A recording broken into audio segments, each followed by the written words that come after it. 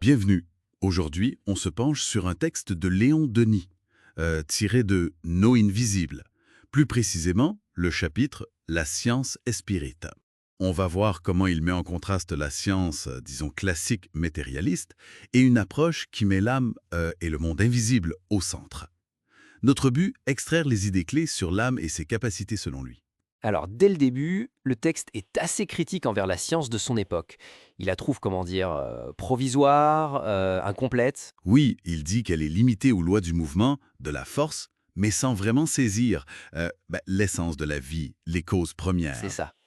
Et il va même jusqu'à dire que les méthodes scientifiques classiques sont inadaptées pour étudier le monde des esprits. Bon, creusons un peu ça. Ce qui est intéressant, c'est vraiment comment il utilise les phénomènes psychiques comme une sorte de réfutation directe du matérialisme.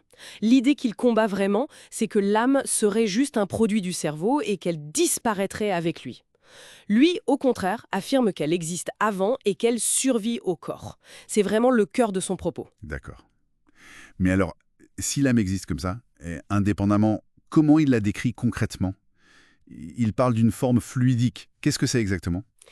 Il la décrit un peu comme un double, un organisme fluidique, quelque chose d'impondérable, qui aurait ses propres sens différents des sens physiques. Et c'est grâce à cette forme, en fait, que l'âme pourrait, même pendant la vie, par exemple pendant le sommeil, se détacher temporairement du corps. Se détacher? Pour faire quoi? Voyager à travers les murs, ce genre de choses? C'est un peu l'idée, oui. Traverser la matière, voyager dans l'espace, et surtout percevoir des réalités invisibles pour nos sens habituels, ceux du corps. Le texte va même plus loin. Il suggère que des émanations de cette forme fluidique pourraient s'extérioriser. Attendez, s'extérioriser, au moins d'avoir un effet sur le monde physique. De laisser une trace, par exemple. Exactement. Il est même mentionné que ces émanations pourraient devenir tangibles, ou en tout cas impressionner des plaques photographiques. C'est présenté comme une sorte de preuve matérielle de cet aspect immatériel. Ah oui, quand même.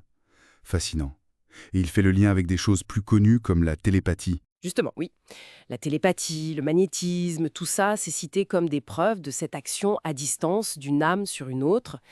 L'explication qu'il donne, c'est que les pensées émettraient des sortes de vibrations, des ondes psychiques qui se propageraient un peu comme la lumière ou le son, quoi.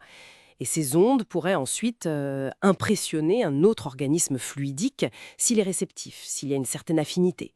Ça pourrait provoquer des visions ou des voix, même des mouvements chez une personne sensible.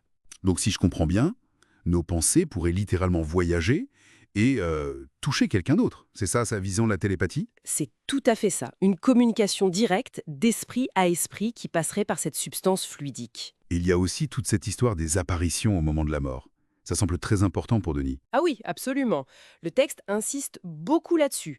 Il dit que ces cas ont été comprovadas milliards de vezes, prouvés des milliers de fois. Il utilise ces mots et il cite Flammarion, l'astronome, qui en aurait documenté une centaine.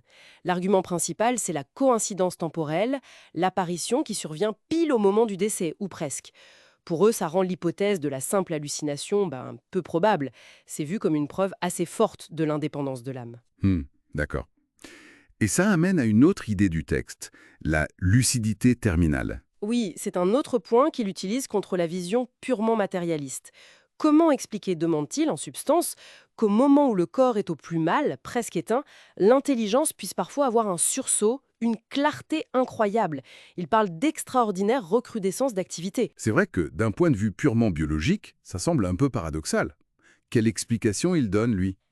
L'interprétation proposée, c'est que les liens entre l'âme et le corps se relèchent à ce moment-là. Et cette libération permettrait à l'esprit d'accéder à un champ de perception plus large, de manifester des facultés supérieures à l'état normal, juste avant la séparation finale. Bon, alors, si on essaye de résumer l'essentiel de ce chapitre, la science et spirita, pour Denis, l'âme n'est pas juste une conséquence de la biologie. Elle a sa propre substance, ses propres pouvoirs d'action, de perception indépendants du corps.